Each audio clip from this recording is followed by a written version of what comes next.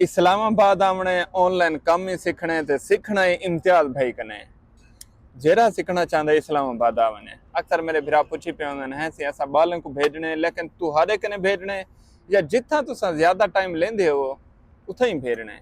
अजकल मैं सोची पिया 2 महीने पूरे में इस्लामाबाद ले सां बाहरों वञण दा कोई मूड कहने कोई दिल कहने।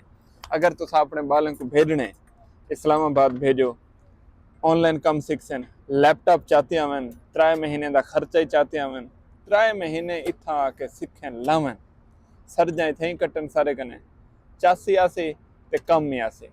अच्छा अस सीखेंदे क्या है इस्लामाबाद कोई मैं खास कोर्स क्या नहीं करेंदा। इस्लामाबाद मैं सीखेंदा e commerce web development, e commerce दी वैब डिवेलपमेंट ते उनके बाद local e commerce Pakistan freelancing.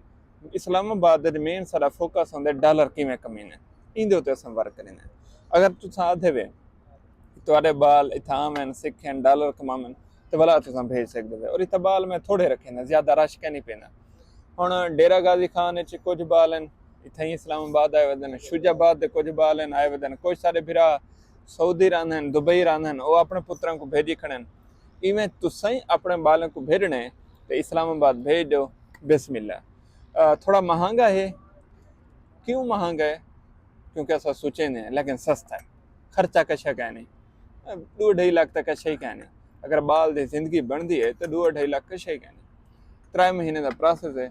जेरे चाहते असा इम्तियाज भिरा कने भेजो आओ इस्लामाबाद, वो भला हुआ गाल आंदी है लैपटॉप चाहो इस्लामाबाद आओ।